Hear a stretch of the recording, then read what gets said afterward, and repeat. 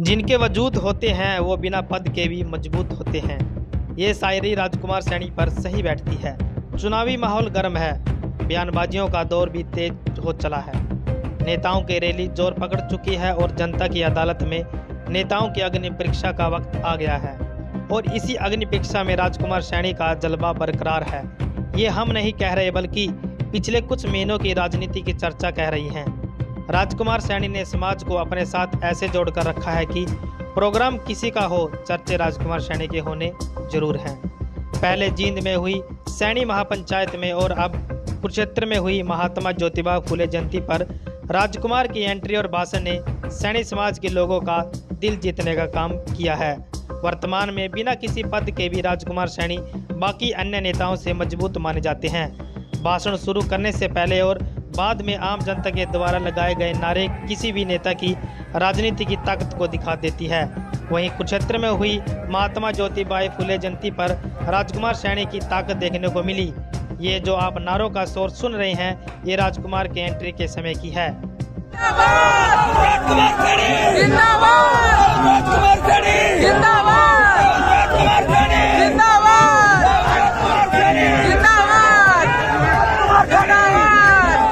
इसी पर एक शायरी याद आती है, बदल जाओ वक्त के साथ या फिर वक्त बदलना सीखो, मजबूरियों को मत कोसो, हर हाल में चलना सीखो।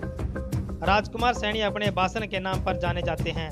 जो दिल में होता है वो बोल देते हैं। कड़वे जरूर हैं लेकिन बात 100% की कह जाते हैं। शायद राजनीतिक आदमी को ऐसे ही होना चाहिए, जो वोट बैंक की परवाह न करते हुए सच बोलकर जनता का दिल जीत लेते हैं। इसी बीच एक शायरी और याद आती है, राजनीति बनाती है आपकी पहचान, जिसने किए अच्छे काम उसका हो गया देश में नाम। ये नाम ऐसे ही नहीं बनता बल्कि आम जनता के हित और समाज के बारे में बिना अपने हित के बोलना पड़ता है। जिसकी फैन आज राजकुमार सैनी की जनता हो रही है वो राजकुमार सैनी है। चाहे कोई भी समाज हो, राजकुमार सैनी के बोलने के तरीके और भाषण को जरूर सुनते हैं। शायद ही सैनी समाज में ऐसा नेता कोई और होगा या आएगा, लेकिन आज सैनी समाज को एकजुट और मजबूत करने का काम किसी ने किया है तो वो राजकुमार सैनी ने किया है। आप पिछले महीने की राजनीति से देख सकते हैं कि राजकुमार सैनी का जलवा आज भी बरकरार है। आप इस वीडियो को कैसे देखते हैं, कमेंट करके जरूर बताएं और अगर आपको ये वीडियो सही लगी तो शेयर करना ना भूलें।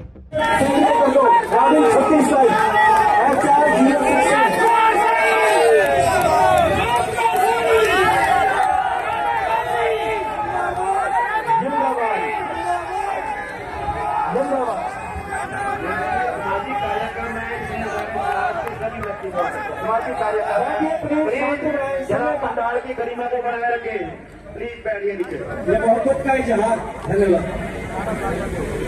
आज बहुत ही खुशी का माहौल है। सबसे पहले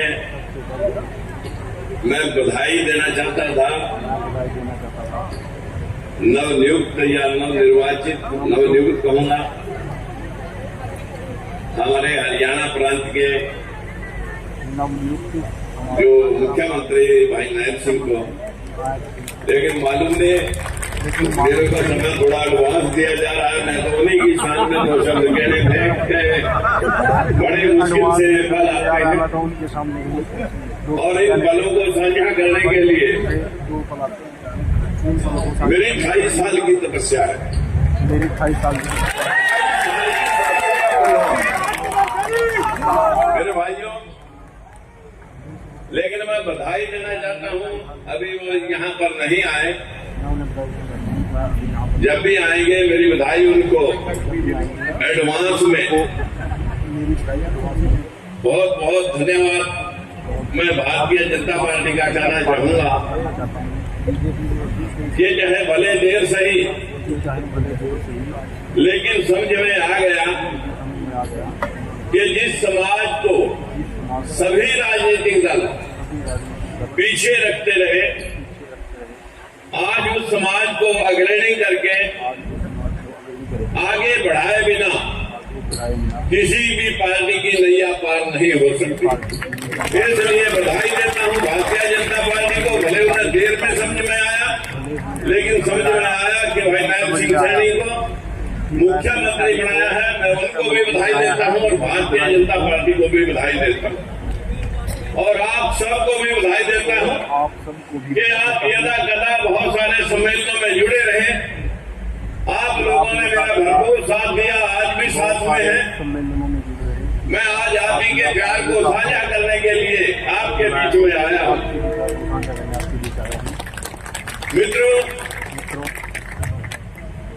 मैं बधाई देता हूं मनोज खट्टर जी को भी, क्योंकि उन्होंने अपनी कुर्सी छोड़ी, चाहे वो भले पार्टी के मुखियाओं के आदेशानुसार छोड़ी होगी, फिर भी कोई कुर्सी छोड़ने के लिए तैयार नहीं होता, उन्होंने छोड़ी। और भाई नैब सिंह सैनी और हमारे समाज के एक भाई को मौका मिला आपकी सेवा करने का। आप सभी को बधाई, पार्टी के कार्यकर्ताओं को बधाई, समाज के बंधुओं बहनों और भाइयों को बधाई।